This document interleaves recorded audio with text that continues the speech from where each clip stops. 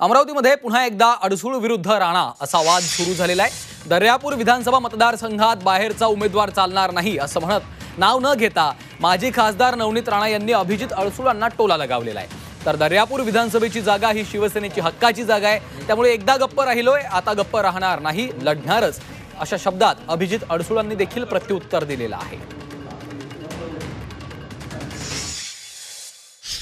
दर्यापूर मतदारसंघ सुद्धा बाहेरचा पार्सल चालणार नाही। इथे सुद्धा कमळ हा सिंबल आम्हाला दर्यापूर विधानसभेत नाही।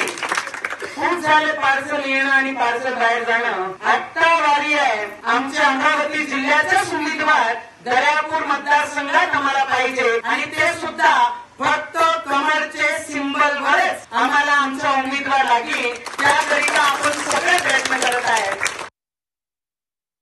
काही लोक या ठिकाणी जाणून बुजून त्रास देण्याचा प्रयत्न करताय, पण तुम्ही या ठिकाणी सांगू इच्छितो या ठिकाणी 5-5 वेळा शिवसेनेचा आमदार राहिला, 5-5 वेळा शिवसेनेचा खासदार राहिला। एकदा आम्ही गप्प राहिलो, आता पुन्हा गप्प राहणार का? गप्प राहणार का? ही जागा सोडणार का? शिवसेना आता जागा सोडणार नाही। ही शिवसेनेच्या हक्काची जागा आहे।